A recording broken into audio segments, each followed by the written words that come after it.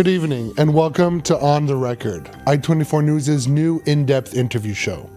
Every week, I'll be speaking with key experts and decision makers from Israel and around the region on the core issues concerning the Middle East. I'm happy to introduce our guest tonight, Danny Citrinowocz. Citrinowocz is a senior researcher in the Iran and the Shi'ite Axis program at the Institute for National Security Studies. He is the former head of the Iran branch in the IDF's military intelligence. He's also a non-resident fellow at the Atlantic Council. Danny, thank you for joining us this evening. Thank you for having me. So let's dive straight into it. We're 5 months after Israel's 12-day war with Iran. Thousands of ballistic missiles destroyed, hundreds of launchers, numerous nuclear scientists were eliminated, along with the top brass of Iran's military command, whether it's the IRGC or the Standing Army. Also, key nuclear installations were heavily bombed. So, is the Iranian threat gone? Unfortunately, no. Definitely, Israel had major achievements during the war. It was able, like you mentioned, to significantly hit the Iranian nuclear sites, mainly the enrichment sites in Fordo and Natanz, and also a very important nuclear site in Isfahan, and also decapitating the senior scientists that dealt with what we call weaponization, actually taking the fissile material and transforming it into a nuclear device. So definitely we had our achievements, let alone everything related to the air defense system that we were able to destroy, but also severely hitting the ability of the Iranian to launch missiles against the state of Israel. But, this is a big but, the problem is not gone. And we are seeing that eventually Iran is able to build its capacity. Now we have to remember when Israel exited the what we call Rising Lion campaign, actually it was meant, again, nuclear sites. But again, Iran has the ability to rebuild them because the knowledge is there. And missiles, but also Iran is able to have some sort of indigenous capability to build its own missiles. So we knew from the get-go probably that yes, we can cause severe damage. But at the end of the day, Iran will build its capacity. And the problem is that looking at how the Iranians are behaving these days, they're actually learning from the friction. And what they're doing is they're actually improving their capabilities. So every day you can see from open source reports the fact that they are launching missiles, testing new missiles. And from the open source imagery, you can see them working, doing something in the nuclear sites. So I think it's safe to say that it's only a matter of time that Iran will turn back to some sort of capacity in the enrichment, but also in its ability to fire missiles against the state of Israel. So basically, if I understand you correctly, we should expect a future dynamic of rounds of escalation between Israel and Iran, similar to what was between Israel and Hamas for the past decade? Definitely. I totally agree with that assessment because we see Israel is threatening to act against Iran if Iran will build its capacity in the nuclear, especially the nuclear, and Iran is actually declaring that it's going to do so. So obviously we are on a collision course. The one thing that can prevent us from coming to this collision course is a nuclear agreement between the US and Iran. I don't think that the chances are high right now because of the differences in terms of what the Americans wants to achieve in negotiation and how the Iranians are coming to negotiation. The gaps are still there. But if they're going to be an agreement, then it probably will block the escalation. But with no agreement and with the current Iranian regime still there, the chances of escalation are very high. On top of that, we have to remember that, yes, we severely damaged the Iranian capabilities, but nothing can change in terms of their capacity or knowledge or even policy, meaning that they're still interested in enriching on their soil. They're still interested in building the Iranian missiles. They are not willing to limit anything in that regard.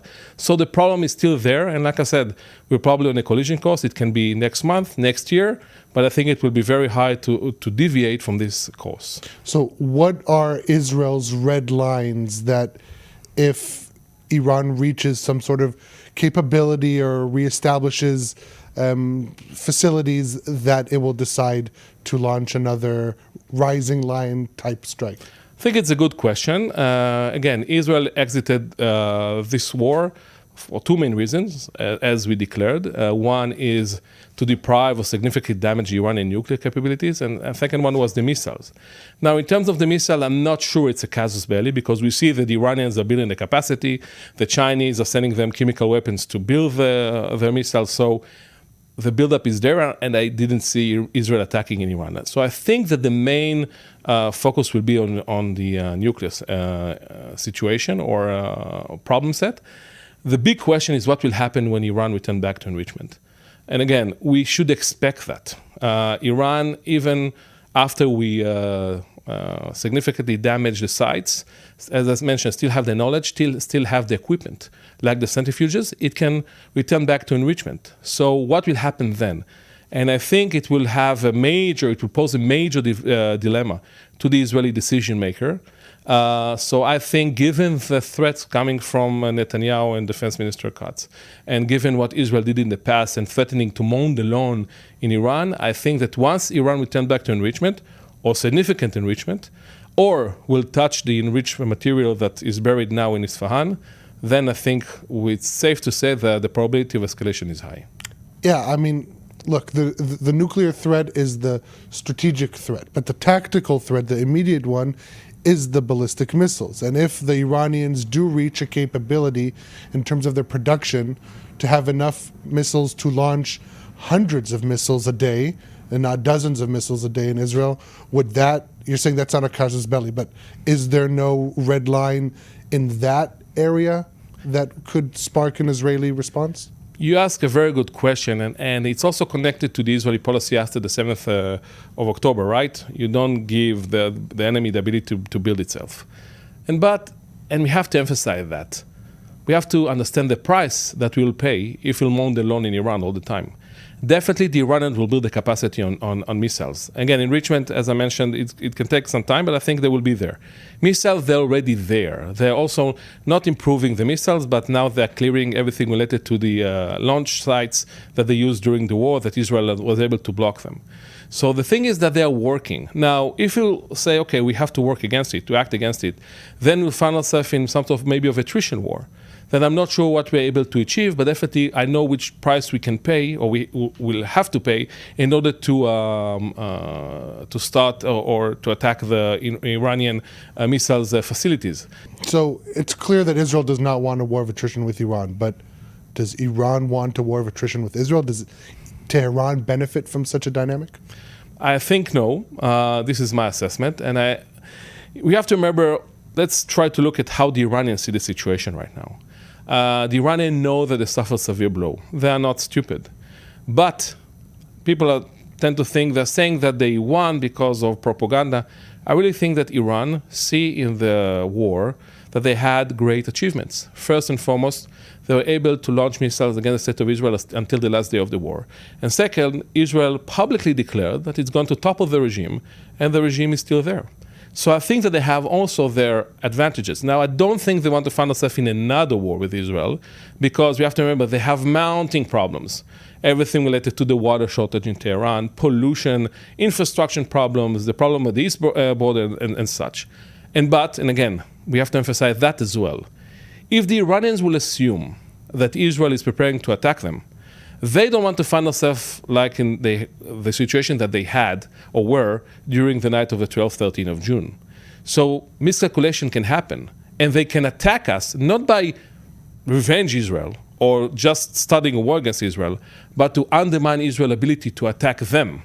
So the bottom line of things, I think that Iran is not interested in starting a new war, but it will not hesitate to start a new war if it feels that Israel is going to attack them again.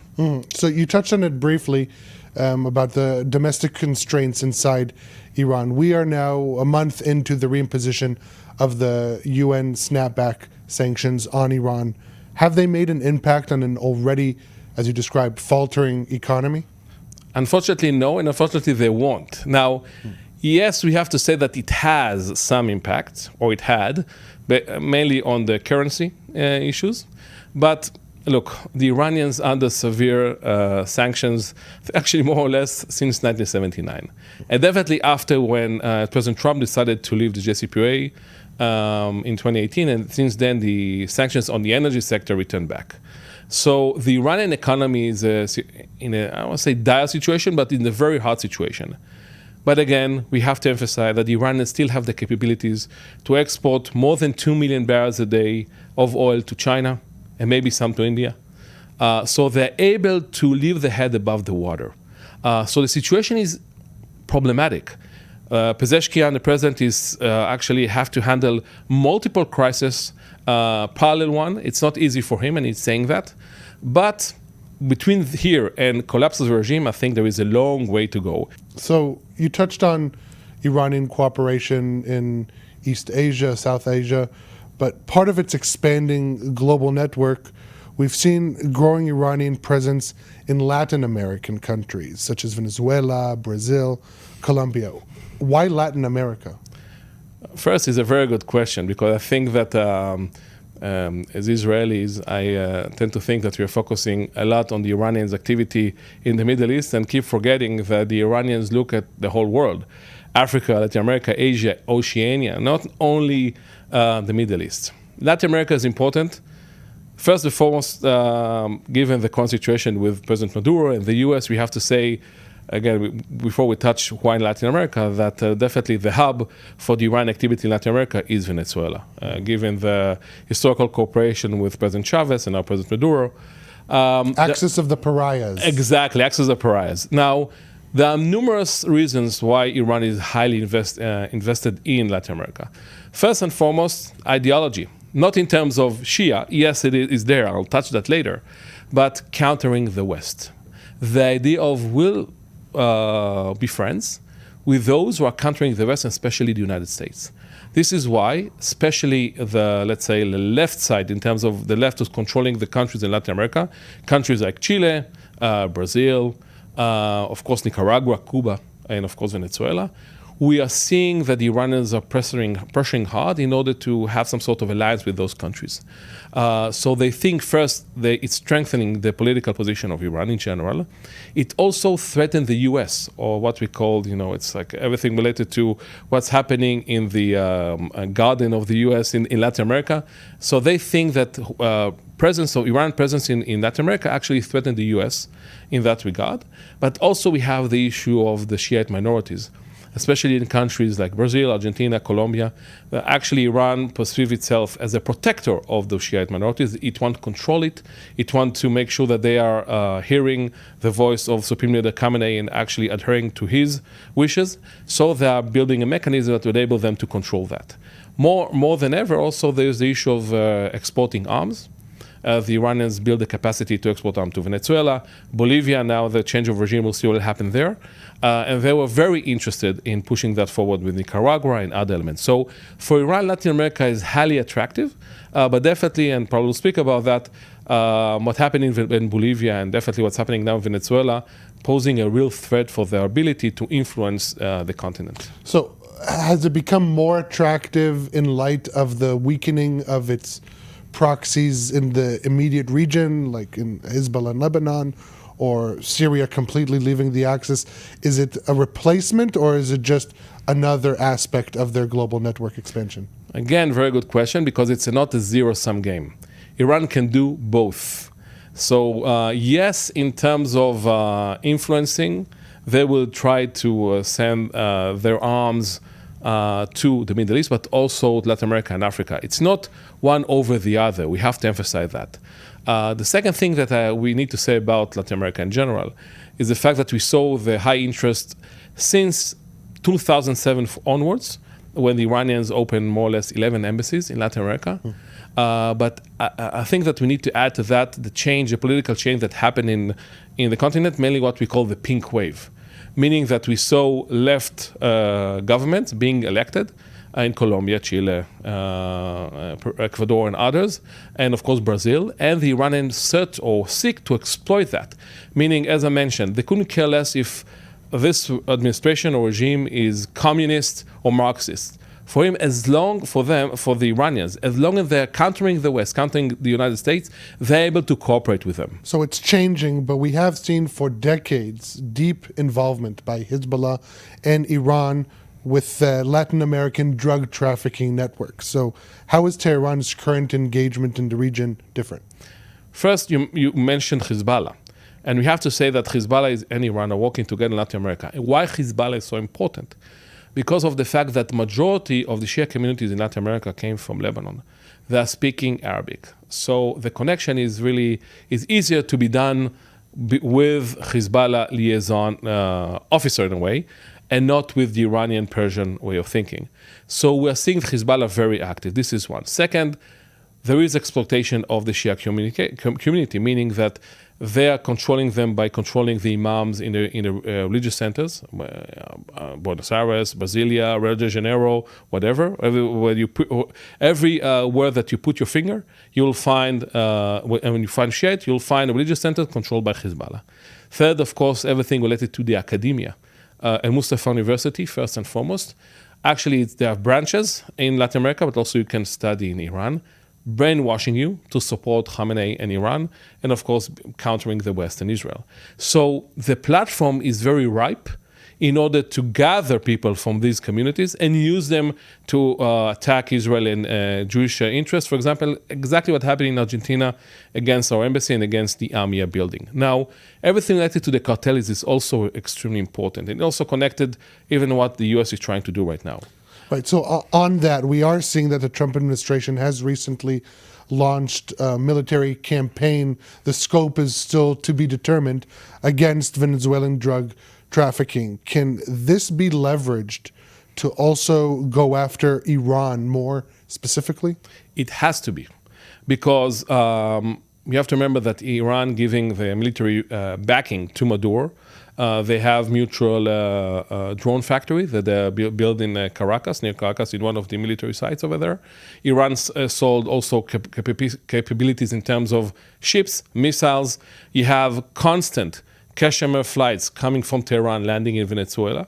So in that regard, definitely if Maduro won't be there anymore, it will cause a severe blow to the Iranian ambitions in Latin America, because also the Iranians are using the presence in Venezuela for logistical activity. For example, the recent attempt to kill our ambassador in Mexico came from the presence of Quds Force in Venezuela. Mm-hmm. They're using Venezuelan passports. They're using the geographical presence over there in order to make it easy for them to recruit the relevant people to commit those attacks. So this is one aspect. Everything related to the drugs also important to highlight. Hezbollah has strong connection with the cartels. We saw that in numerous events in the past. Why Hezbollah is doing so? First and foremost, because of the money. We have to remember that Hezbollah has mainly a lot of economical problems, even before the war, but definitely after the war, because it's highly dependent on the Iranian budget.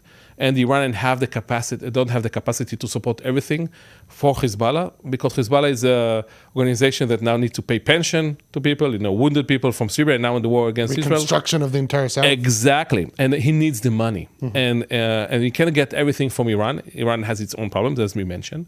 So he needs to rely on money coming from the outside, from the Shia communities, the outside, and of course drug trafficking. Actually, they're using the presence, for example, border in Latin America, Paraguay, Argentina, and Brazil, their presence over their logistical presence and the connection with the cartels in order to do two main things. First, help with the shipment in Latin America, but also shipping the drugs to West Africa. We know that in West Africa there is a growing presence of Hezbollah and Lebanese elements. Because of the Shia communication, most of them are present in the west part of Africa. So this combination allowing them, like we saw in Sidr operation almost 10 years ago, allowing them to smuggle the drugs and doing multiple things to launder the money and send the money back to Lebanon. So the campaign of President Trump is important for two main reasons. First, to prevent Iran from using Venezuela as their hub, but second, preventing Hezbollah using their connection with the cartels in order to gather money and send that back to Lebanon. Mm-hmm. Very interesting and very big and emerging topic. Before we move on, there's just something you said that sparked my curiosity. You said that Iran is constructing drones on Venezuelan soil. Who are those drones? Very briefly, who are these drones intended for? Are they going to be shipped back to Iran? Or are they for Venezuela to use against whoever they want. They're for Venezuela to use. Now, Iran has joint ventures with multiple countries on drones. We know the Venezuelan one, right? They are giving their, prototypes, and the Venezuelan are building those prototypes, of course, paying for Iran in gold or whatever. Second, we see the same thing in Tajikistan. The Iranians and the Tajikis have the same factory. And last but not least, the joint factory of the Russians and the Iranians in Tatarstan, where they're building what we call the Goran. Actually, it's the Shaheds. The Iranians type, they're calling them a Russian name. They be used, unfortunately, in the war against Ukraine. So those joint ventures are important for Iran because in general terms, we have to say that the Iranians are exporting their capabilities like we see now, for example, in Sudan, in order to not only for the economical benefits, but also for the political one. Take, for example, Venezuela. You're selling the prototypes, the drones, and actually you are strengthening the dependence of the Venezuela in Iran. This is one aspect. Same thing goes to the Russians, but also in Sudan. Why the Iranians are doing so? Not because of the money they can get from Burhan, the commander of Sudanese army, because they're using that in order to increase their foothold in Sudan itself. So those developments are extremely alarming, and we have to think how we can counter preventing Iran from becoming a big weapon exporter in the world. Yeah, a big sprawling network, that Exactly. is for sure. We don't have that much time left, but I do want us to move on to our final part of the program. This is the rapid fire segment. I'll show you 3 pictures, and very briefly, you describe the first thing that comes to mind. So let's look at the first picture. Supreme Leader Ayatollah Ali Khamenei. Actually, the real supreme leader of the Islamic Republic of Iran, he shaped, and I mean by that he shaped Iran much more than Khomeini itself. And when he will die, that will have a tectonic change in Iran itself, because the regime change will happen in Iran when he will die, because he's so dominant in terms of the decision-making process in Iran itself. So the revolution won't outlive Khamenei, you think? That is a major question, but I think if the revolution will live, it will live differently. It won't be like Khamenei, because definitely things will be different. And I think, based on your important question, that we have to think hard and clear how we can maybe influence the inner process in Iran. It's going to be easy that the next one that will be elected will be someone that maybe will change the course of the revolution. Let's look at our next picture. We're talking about the Marshall Islands flagged oil tanker Talara. Left the UAE, bound for Singapore, and was seized last week by the IRGC. Yeah. Sorry, it's rapid because we can speak about that for multiple minutes and hours. We have to pay close look at what's happening now in what we call the maritime sphere. As remembered, the Iranians didn't involve the Iranian fleet during the war. This is one aspect. But they have the capacity, and they remind us that can really prevent a shipment movement, definitely in the Hormuz Straits, but not only there. And I think that we have to be prepared for the fact that if we find ourselves in a future escalation with the Iranians, the Iranian Navy will play a role in that regard. This is one aspect. But even now, if we put more pressure on Iran, that's happening right now, we can find ourselves returning back to 2019, where the Iranians stopped and try even to hit tankers near the Hormuz Straits. So this event, even if it was local, remind us about the capabilities of the Iranians to actually create damage or hamper the ability of ship movement of maritime tankers and ships within the Hormuz Straits and also the Arabian Gulf. So the Houthis were just the appetizer. Let's look at the last picture. This is Iran's late foreign minister, Hossein Amir Abdullahian, shaking hands with his Saudi counterpart, the Chinese foreign minister in the middle. This is in the April 6, 2023 normalization between Saudi Arabia and Iran. Yeah, it's a very important picture. For Iran, first and foremost, we have to say it's a genuine policy to ease the tension with its neighboring countries.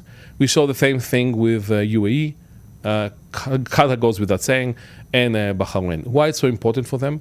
Because they want to prevent Israel from entrenching its presence in the region. They want to prevent normalization. And also, they understand that tension between those countries will not serve the Iranian interest. From the Saudi aspect, we have to remember that they still see the Iranians the bigger threat. We have to assume that, and I think it's more than an assumption. And it's not a zero-sum game. Israel can have normalization with the Saudis, even if the Saudis have diplomatic relations with the Iranians. These relations will have we'll expect, I think, in the near future, some tests. First and foremost, if Israel will attack again Iran, and I think this war can be more escalatory in a way that other countries might be involved. This is one aspect. But also in terms of the Houthis. The Houthis problem did not solve, and the Houthis might strike again the Saudis, depending on how things will develop in the near future. And then it will be very interesting to see how this relation will continue. But I have to say, again, those diplomatic relations are not some charade. It's a strategic decision coming from both countries. But the enmity, the ideological enmity, is still there. Danny, thank you very much for allowing us to cover such a broad scope of issues with regarding Iran, not only with relations to Israel. That's all the time we have this week. I want to thank you, Danny Citrinowocz, for your time and interesting insights. Join us again next week here at On the Record. You can find today's episode and all previous shows on YouTube and Spotify. Thank you for watching.